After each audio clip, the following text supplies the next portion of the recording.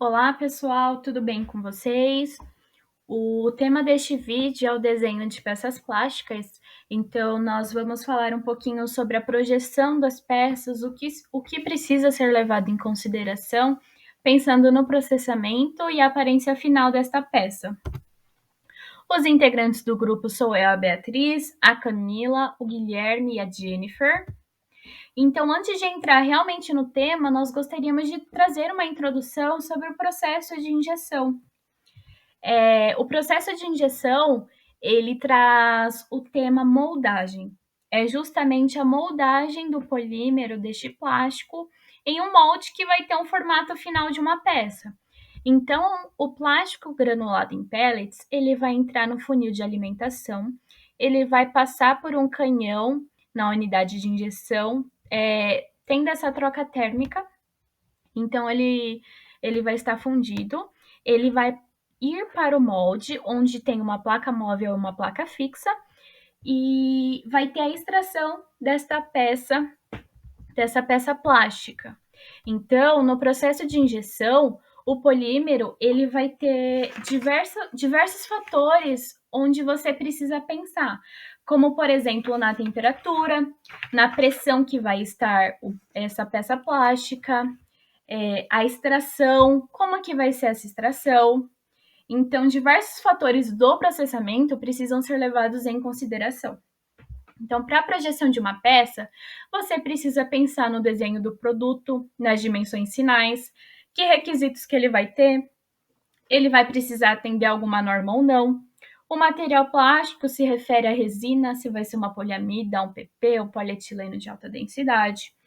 O volume de produção, ele vai ser um volume alto ou baixo. A especificação da sua máquina, onde você vai injetar esse polímero, o número de cavidades e também o acabamento superficial, que é de extrema importância. Vai ter um acabamento liso, vai ter um acabamento rugoso. Como que vai ser isso? Outro tema também seria a contração. Aqui do lado nós colocamos duas imagens, que seria uma peça ok, com formato original, e aqui seria uma peça com a contração. Então é um defeito de processamento, certo? Justamente os polímeros, eles são materiais que são compressíveis, que eles vão reagir às forças do próprio processamento, à própria pressão, à própria temperatura, imposto no seu processo, que é a moldagem. Enquanto que o material ele é resfriado dentro da cavidade, ele se contrai e as dimensões finais do produto elas vão ficar menores que as dimensões da cavidade do molde, ocorrendo a deformação da peça. Então, esse é um defeito que nós precisamos pensar no desenho da peça para diminuir a quantidade de massa, mas também manter a funcionalidade que você precisa para essa peça, que é um requisito dela. Falando da espessura de parede, para as condições idênticas de temperatura de injeção e molde, duas geometrias de espessuras diferentes, elas podem resfriar em velocidades diferentes. Ou seja, se eu tenho uma espessura mais grossa, ela vai resfriar de forma mais demorada do que uma espessura mais fina. Então, isso vai trazer uma contração em sua peça. Aqui eu deixei duas imagens, que ó, a imagem A, ela vai ter uma espessura mais grossa, enquanto a B, ela é adequada, ela é mais fina aqui aos arredores dessa peça. Então, é um fato muito importante que você precisa pensar, que a espessura vai influenciar diretamente no resfriamento de sua peça, que por consequência também vai trazer fatores de defeito em sua peça, como a contração. Ok? Muito importante pensar nisso. Falando de espessura de parede, peças com variações de espessura vai trazer contração. E isso vai trazer o quê? O empenamento, que é outro defeito que nós temos que evitar. A dependência da contração relativamente à espessura pode tornar o cumprimento de tolerâncias para peças com espessura elevadas muito difíceis. Então, existem diversas regras para o projeto de peças plásticas com vista à redução desses próprios defeitos. Cada polímero ele possui uma variação por resina diferente. Então, aqui ao lado existe uma tabela por resina de material e a contração, que está em polegadas, então precisa fazer essa conversão. Então, nós temos o ABS, o nylon, poliéster, diversos polímeros com diferentes valores. A seleção adequada de material, ela precisa ser pensada também no momento da injeção, para evitar possíveis erros de empenamento durante o processamento. Falando de transição de espessura, é muito importante este fator. Aqui, ó, as transições de espessura arredondadas ou afuniladas minimizarão a leitura de possíveis diferenças de brilho, de acabamento superficial. Além de que, quando você possui cantos, as tensões vão ficar concentradas, associada à mudança abrupta na espessura. Então, aqui nós temos uma imagem com uma espessura totalmente abrupta, e aqui é uma arredondada, que você não vai ter concentração de tensão, por justamente ela ter essa transição de espessura, não ser tão forte. Aqui nesta imagem, a primeira, ela está totalmente incorreta, porque você tem cantos, você tem tensão aqui. A segunda, ela já começa a estar mais arredondada, mas ainda assim ela possui. A terceira, ela já está excelente, porque ela tem toda uma transição para o material, para não ficar nada acumulado, tá bom? Olá a todos, meu nome é Jennifer e eu vou estar dando continuidade na apresentação.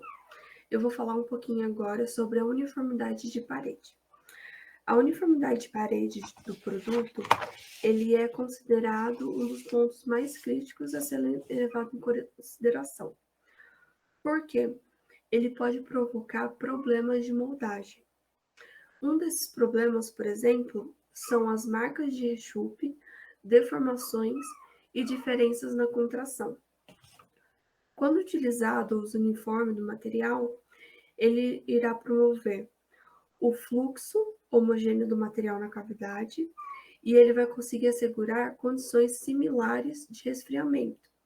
Ele consegue aumentar a produtividade do molde e ele consegue minimizar os empenamentos, entre outras vantagens. Falando agora um pouquinho sobre a geometria da peça, a geometria da peça tem um papel muito importante, porque com a existência de paredes de reforço e a variações de plano e outros mínimos elementos geométricos na peça, tudo isso vai contribuir para o constrangimento mecânico da peça. Ou seja, a geometria da peça do produto deve ser levado em conta a construção da ferramenta, a sua aplicação e a economia da matéria-prima. E todos esses elementos que eu acabei de citar, eles vão englobar fazendo parte da planilha de custo. Agora falando um pouquinho sobre a rigidez, em como ela se coloca dentro do desenho de peças plásticas. Imagina que a gente tem uma peça de alumínio e a gente quer transformar aquela peça de alumínio em uma peça de nylon. Só que para isso, ambas as peças precisam ter a mesma rigidez. Quando aplicada essa fórmula que vocês estão vendo na tela, que rigidez é igual ao módulo de elasticidade vezes o movimento de inércia, a gente consegue chegar na rigidez equivalente. Dessa forma, conseguindo projetar uma peça de alumínio para uma peça de nylon. Falando agora um pouquinho sobre o arredondamento. O arredondamento nos raios deve ser sempre feito entre 0,2 e 2,5 vezes a espessura das paredes da peça. Por quê? Quando não é realizado esse arredondamento, ou cantos, como a gente chama, nas nossas peças, pode criar o que chamamos de cantos vivos. Esses cantos vivos existem dois tipos. Os internos, que são as concentrações de tensões que elas causam o enfraquecimento da peça, ou seja, a peça vai se tornar frágil. Mas também existe esses cantos vivos externos, que nessa região vai ser difícil de preencher no nosso molde, também fazendo que a peça seja fragilizada. Bom, vou falar agora sobre nervuras. As nervuras elas estruturam as peças, conferindo uma maior estabilidade geométrica e uma maior resistência mecânica, aumentando a rigidez da peça. As nervuras normalmente elas ocasionam a chupagem, resultando numa aparência prejudicada das peças. Por isso, em peças aparentes, precisa tomar um pouco mais de cuidado, para que não ocorra essa aparência prejudicada, porque elas vão ficar expostas. E para você resolver esse problema, você consegue coincidir as linhas de junção das nervuras junto com as paredes das peças e coincidir com as linhas de entalhe para disfarçar essa chupagem. Ou você pode criar frisos também estéticos sobre essas linhas onde aparecem as marcas de chupagem para disfarçar também. As nervuras elas servem como direcionadores de fluxo nas paredes, permitindo um preenchimento mais rápido e melhor localizado, como vocês podem ver na imagem aqui abaixo, o fluxo onde está mostrando a direção do fluxo. Nosso próximo assunto é o ângulo de saída. O ângulo de saída é uma geometria que ela é necessária na hora de extrair a peça da cavidade do molde. E esse ângulo ele tem uma variação de 0,5 até 1 grau. O próximo assunto é a linha de solda. Como é formada a linha de solda? Quando tem um fluxo de material, ele está sendo impedido por conta de um obstáculo, um furo ou um pino, o material ele passa aqui em volta, ele contorna o obstáculo e volta a se fundir aqui nessa região. No momento que ele não contorna de um jeito homogêneo, então ele não tem uma união homogênea, ele tem uma variação de temperatura e pressão, fragilizando o material e tendo uma falha, ocasionando uma falha, como é possível ver na imagem. E por conta dessa variação de temperatura e pressão, a viscosidade ela aumenta por conta dessa troca térmica e forma essa linha de solda, fragilizando a peça e tendo a falha por conta da formação da linha de solda. Então, a linha de solda que fragiliza a peça e ocorre a falha.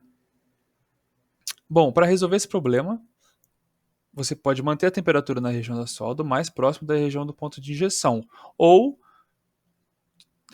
modificar e mudar, deslocando a linha de solda, então alterando a localização do ponto de injeção.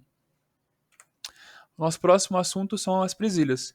As presilhas elas atuam como mecanismo de fixação, segurando firmemente as peças. Então ela deixa a peça mais junta, ela não permite que essas peças elas se soltem. E essas presilhas elas podem variar de tamanho, dependendo de alguma necessidade específica de projeto. Bem, quando a gente fala de ressaltos, os ressaltos são um componente fundamental no projeto de peças plásticas, porque eles oferecem propriedades de reforço e fornecem alinhamento durante a montagem. Eles ajudam a evitar imperfeições na superfície, como vazios, marcas de afundamento na superfície e taxas de encolhimento previsíveis. Alguns requisitos para poder utilizar ressalto a espessura do ressalto ele deve ser maior que 60% da espessura nominal da parede. Se a espessura da peça for superior a 4 mm, a espessura do ressalto pode ser reduzida para 40% da espessura nominal da parede, e os ressaltos de canto integrados às paredes laterais resultarão em excesso de acúmulo de material. Os ressaltos são muito utilizados em projetos de peça como ponto de fixação e montagem. A variedade mais comum em projeções cilíndricas com furos para receber parafusos, inserções de rosca ou outros tipos de ferramentas de fixação. Geralmente, o diâmetro externo das saliências deve permanecer entre 2 a 2,4 vezes o diâmetro externo do parafuso ou do inserto. É sugerido evitar que os ressaltos se fundem nas paredes laterais porque formam seções grossas. Para ter o posicionamento correto, deve-se posicionar longe da parede lateral e, se necessário, é bom usar nervura para poder dar um pouco de suporte e conexão. Já em inserções metálicas, ele é um recurso muito utilizado quando as peças plásticas são encaixadas em outros componentes que, se a gente não utilizar peças metálicas, eles vão sofrer esforços que vão ultrapassar a resistência mecânica do plástico. Esse recurso também é muito utilizado quando a peça possui uma geometria que dificulta a construção do molde, como um furo ou uma rosca, e exige um molde com núcleo rotativo para poder possibilitar a extração da peça. O inserto metálico ele também pode fazer parte da funcionalidade da própria peça, como exemplo de plugs e tomadas. Um exemplo de aplicação para melhorar as propriedades metálicas das peças seria uma roldana de plástico com eixo metálico, como essa aqui na figura 2.11. Ele é resistente ao desgaste, no qual o polímero do que é feito a peça não suportaria o atrito, com os eixos sem inserto metálico. Portanto, são peças metálicas acopladas de forma permanente para poder obter geometria específica ou melhores propriedades mecânicas. Quando a gente fala de letras e números em peças plásticas, elas servem para poder marcar um produto ou adicionar um logotipo moldado por injeção. Esse processo, quando feito durante a fase de moldagem por injeção, ele economiza tempo e recurso, além de que a marca se torna permanente no produto. Então, se a gente fosse utilizar uma etiqueta ou rotogravura, isso pode ser retirado da peça, e no caso de injetado direto não tem como retirar. Mas a gente tem que considerar algumas coisas para poder utilizar esse processo. Esses padrões em relevo elevados, eles são geralmente mais baratos do que padrões em relevo estampados. Para proteger um padrão em relevo da abrasão, é necessário ter uma borda como nessa aqui na imagem do JS. A altura da borda deve ter pelo menos 0,3 mais alta do que o padrão protegido. Se o padrão em relevo for necessário, ele deve ter uma profundidade de não inferior a 0,2 milímetros. A altura do padrão em relevo elevado não deve ser inferior a 0,2 milímetros. A largura de uma letra padrão individual não deve ser inferior a 0,3. A distância entre duas letras padrões não deve ser inferior a 0,4 milímetros. E um ângulo de tiragem de 10 graus é necessário para todos os padrões, sem exceção. Com essas regras em mente, a gente pode dar seguimento aos processos de incluir logotipos em produtos moldados por injeção. Isso foi o que a gente utilizou de bibliografia. Muito obrigada.